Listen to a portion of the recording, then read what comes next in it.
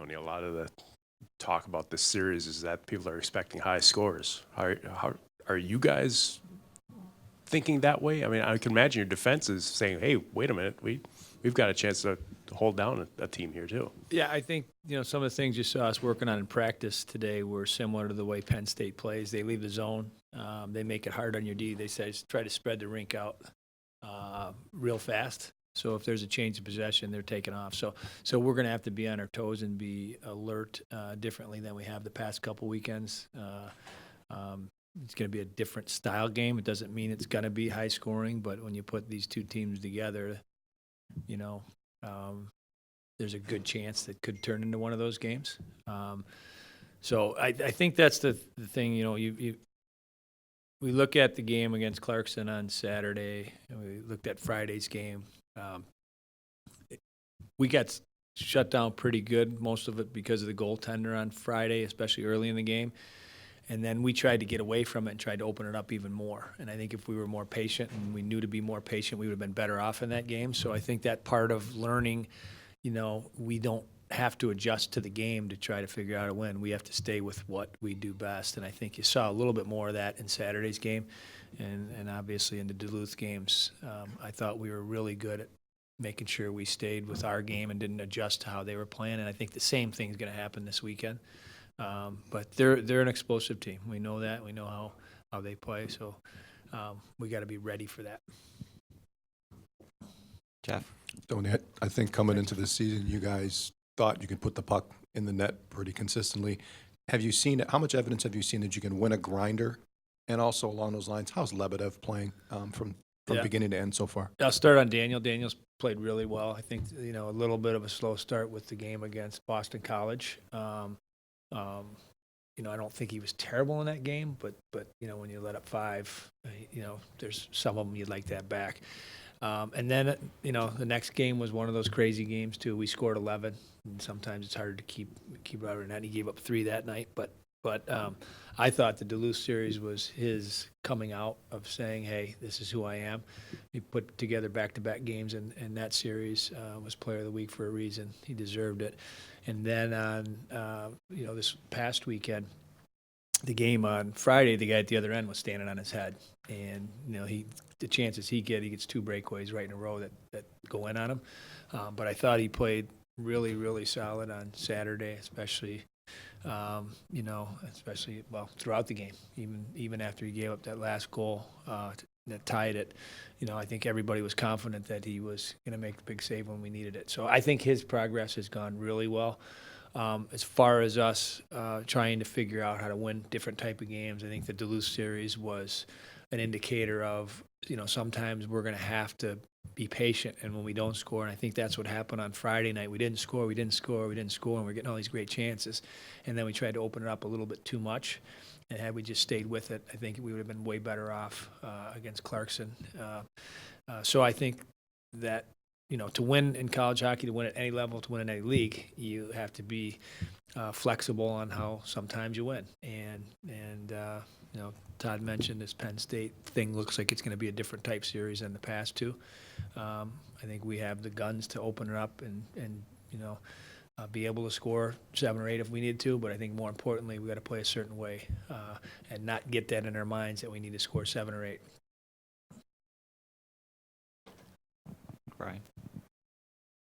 I think Owen Linmark may have been hidden on that U.S. development team. Did you expect him to be able to produce as he has through the first 6 games of the season?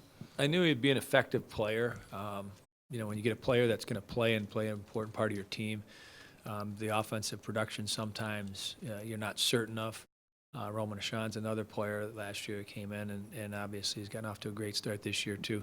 You're going to play them because they're smart. They play hard. They play the way you want them to play. So they're going to get the opportunity to score.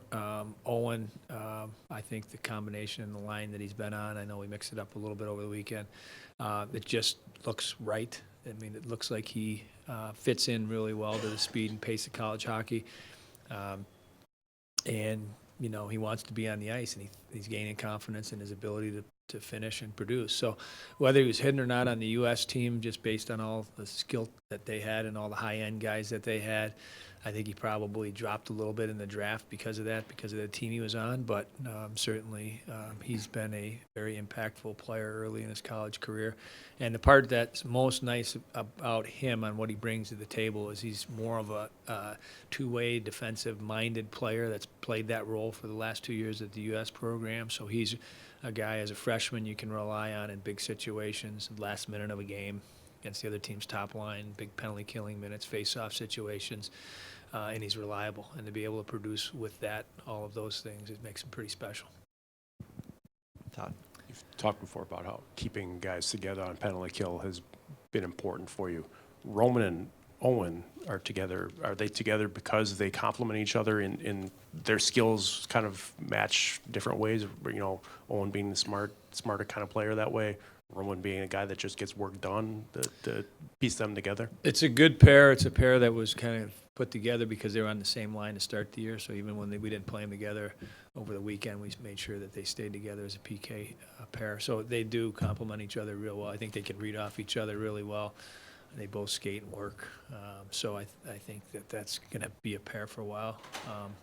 And they both block shots. They both know, what's their roles and responsibilities are on that PK thing. So they have been kind of the number one pair. They've been first over the boards pretty much on every big kill.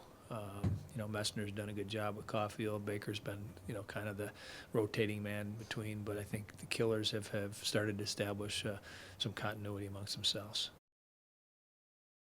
Brian? Tony, how do you think you're playing in your own zone, in your defensive zone?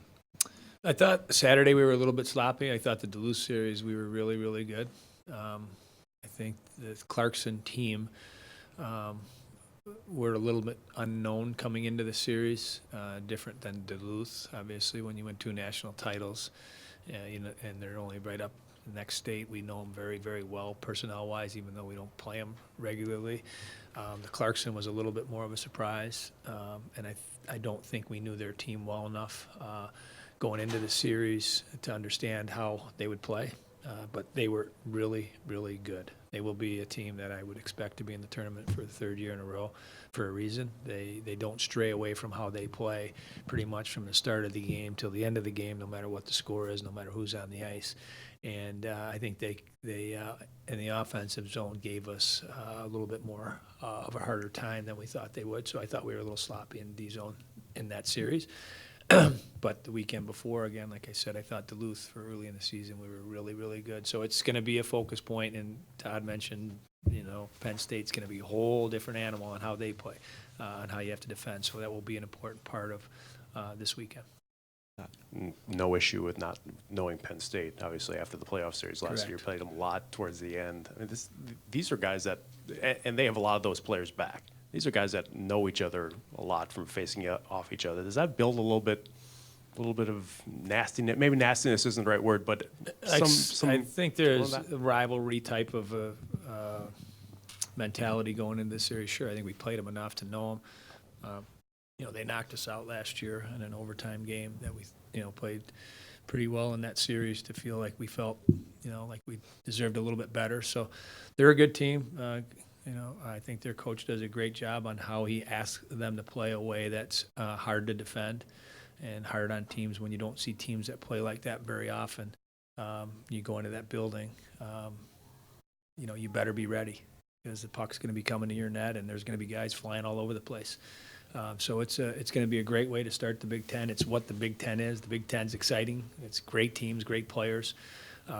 So this will be a really nice place to kick the season off.